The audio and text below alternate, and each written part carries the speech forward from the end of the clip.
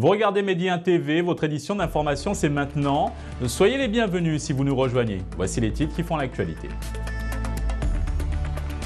L'Union européenne est déterminée à préserver l'accord nucléaire iranien après sa remise en cause virulente par Donald Trump. Plusieurs États membres jugeant ce compromis historique essentiel pour convaincre la Corée du Nord de venir à la table des négociations. En Catalogne, des manifestations sont annoncées aujourd'hui pour protester contre le placement en détention d'importants dirigeants séparatistes inculpés de sédition par la justice espagnole. Et au Maroc, le prince héritier Moulay El Hassan a présidé hier la cérémonie d'ouverture de la 10e édition du Salon du Cheval d'El Jadida, une édition qui débute aujourd'hui et qui se poursuivra jusqu'à dimanche. Soyez les bienvenus sur Medi 1 TV. L'Union européenne est donc déterminée à préserver l'accord nucléaire iranien. Après sa remise en cause virulente par le président américain Donald Trump, plusieurs États membres jugeant ce compromis historique essentiel pour convaincre la Corée du Nord de venir à la table des négociations. Récit soit à Bouta. L'Union européenne tient à maintenir le plan d'action global commun. Il représente l'aboutissement de 12 ans de diplomatie facilitée par l'Union, un élément crucial pour la non-prolifération nucléaire et pour la sécurité de la région. Le président américain Donald Trump refuse de certifier l'accord et plaide pour son durcissement par le Congrès. Il menace également de se retirer si ses demandes ne sont pas satisfaites. Dans un communiqué commun, Paris, Londres et Berlin se sont dit préoccupés par les mesures réclamées par le locataire de la Maison-Blanche. L'Union européenne encourage les États-Unis à maintenir leur engagement vers le plan d'action Global Common et à considérer les implications pour sa sécurité, celle de ses alliés et de la région avant de prendre de nouvelles mesures. Le refus du président américain de certifier le texte ouvre une période de grande incertitude, donnant ainsi au Congrès américain 60 jours pour réimposer les lourdes sanctions économiques contre Téhéran qu'il avait levées en 2016 comme le prévoyait l'accord. Pourtant, l'Agence internationale de l'énergie atomique, qui mène les inspections sur les sites nucléaires iraniens, n'a jamais constaté le moindre manquement à l'accord de la part de l'Iran. La mise en œuvre réussie de l'accord continue de garantir que le programme nucléaire de l'Iran reste exclusivement pacifique. L'Union européenne souligne que l'Agence internationale de l'énergie atomique a vérifié à 8 reprises que l'Iran met en œuvre tous ses engagements liés au nucléaire à la suite d'un système de surveillance complet et strict. L'Union européenne s'est engagée à poursuivre donc la mise en œuvre complète et efficace de toutes les parties du programme. Toutes les autres grandes puissances, Russie, Chine, France, Allemagne ou encore Royaume-Uni, signataires de l'accord nucléaire avec l'Iran, ont également serré les rangs pour prendre sa défense. Ces nouvelles sanctions contraires à l'accord, souhaitées par Donald Trump, pourraient avoir un impact sur les négociations avec la Corée du Nord. Et les États-Unis n'excluent pas la possibilité d'éventuelles discussions directes avec la Corée du Nord. Déclaration faite par le vice-secrétaire d'État John J. Sullivan depuis le Japon où il est en visite. Le responsable américain se rendra ensuite en Corée du Sud. Pour sa part, Pyongyang avait affirmé lundi à l'ONU qu'elle ne viendra jamais à une table de négociation pour ses programmes d'armement tant que les États-Unis conserveront leur politique hostile.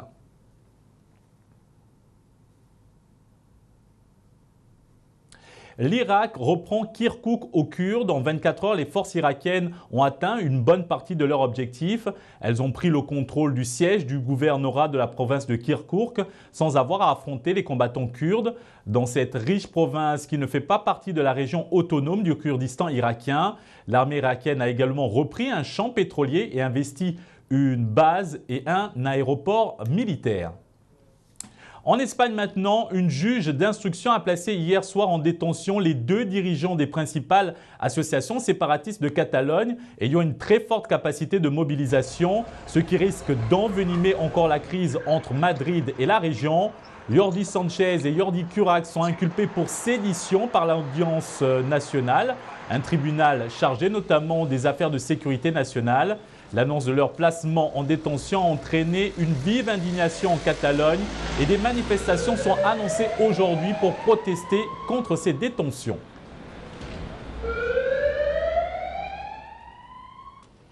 Le Portugal, lui, observe à partir d'aujourd'hui un deuil national de 3 jours après la mort d'au moins 39 personnes dans des incendies de forêt qui ont aussi fait 3 morts en Espagne. Actuellement, des incendies ravagent le Portugal et la région voisine de Galice en Espagne, frappée par des mois de sécheresse et balayée par des vents violents au passage de l'ouragan Ophelia.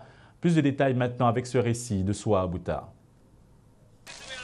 Le bilan ne cesse de s'alourdir. Au moins 34 personnes ont péri dans les incendies qui ravagent des zones forestières du Portugal et du nord-ouest de l'Espagne. Le Portugal est lourdement touché. Selon la protection civile, 31 personnes ont trouvé la mort dans le centre et au nord du pays. Les feux ont également fait 51 blessés, dont 15 dans un état critique. Une trentaine de foyers jugés importants continuent de faire rage. Au total, près de 6000 pompiers sont mobilisés.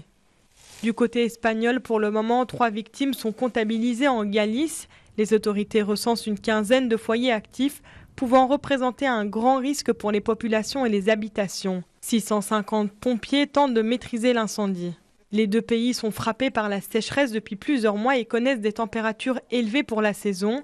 Cependant, pour le chef d'État espagnol Mariano Rajoy, il n'y a aucun doute, l'incendie n'est pas accidentel. Ce que nous traitons ici, c'est quelque chose qui n'est pas accidentel. Il a été provoqué. Nous sommes ici à Passos de Borden, où il y a eu un énorme incendie qui a commencé à 1h du matin.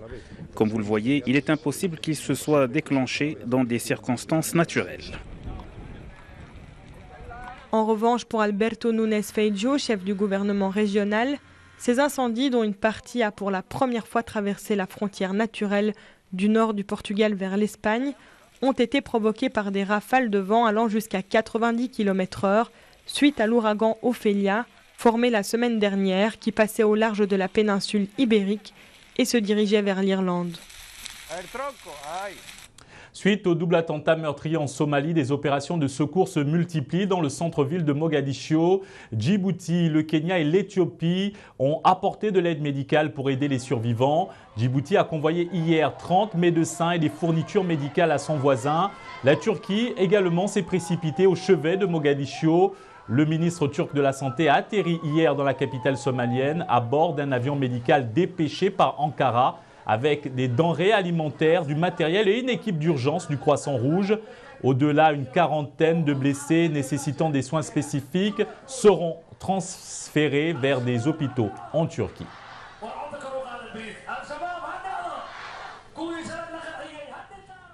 Et la Tour Eiffel à Paris a été éteinte hier nuit en mémoire aux victimes de l'attentat le plus meurtrier de l'histoire de la Somalie, qui a fait 300 morts samedi. Cet attentat n'a pas encore été revendiqué, mais les extrémistes somaliens Shebab, liés à Al-Qaïda, qui lancent fréquemment des attaques et attentats suicides dans Mogadiscio et ses environs, ont été pointés du doigt par les autorités somaliennes.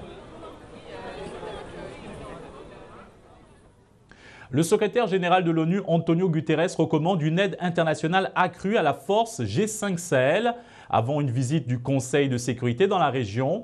Dans un rapport remis hier au Conseil de sécurité, le secrétaire général de l'ONU indique que le Sahel est aujourd'hui piégé dans un cercle vicieux où une faible gouvernance politique et sécuritaire combinée à une pauvreté chronique favorise le développement de l'insécurité.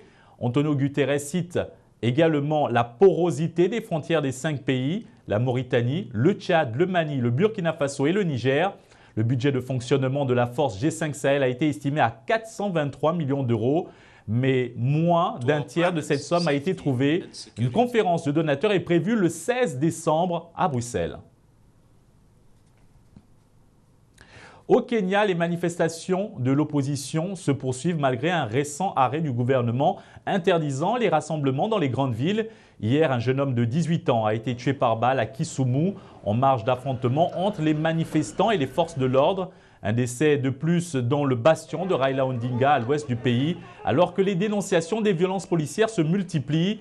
Des organisations de défense de droits de l'homme, notamment Amnesty International et Human Rights Watch, ont indiqué que la police kenyane est directement impliquée dans la mort d'au moins 33 personnes, tout en étant responsable de centaines de blessés.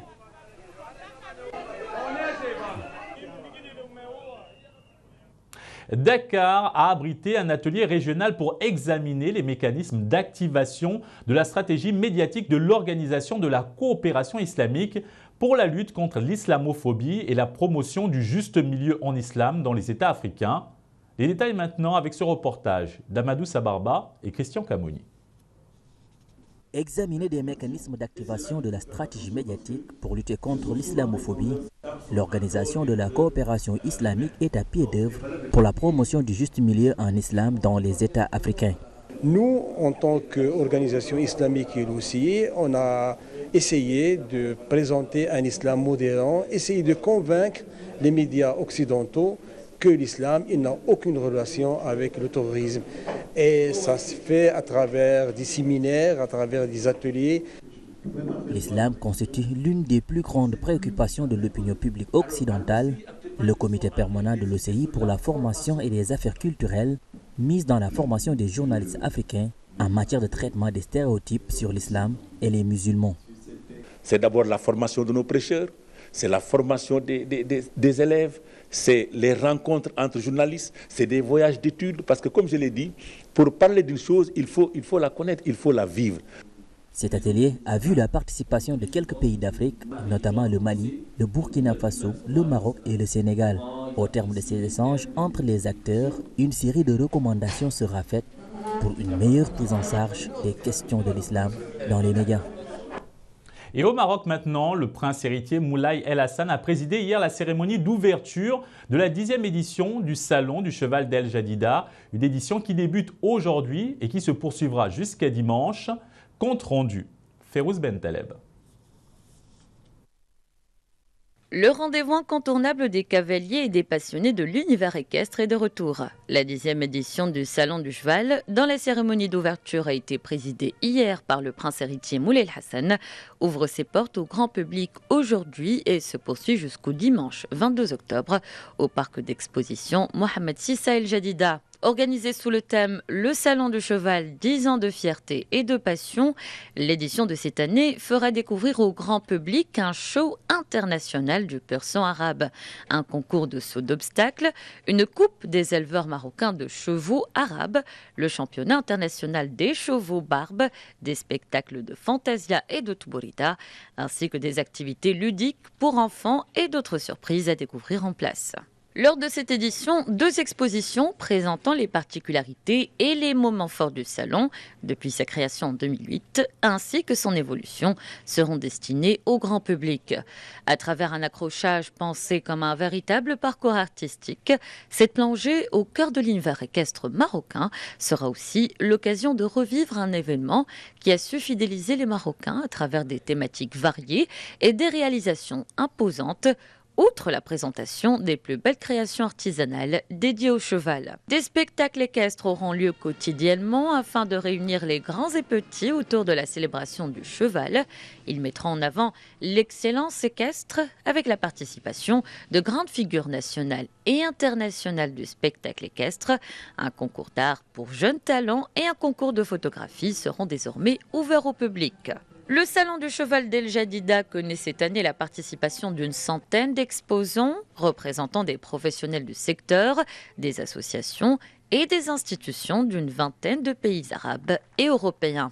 Un rendez-vous qui redonne à la culture équine ses lettres de noblesse.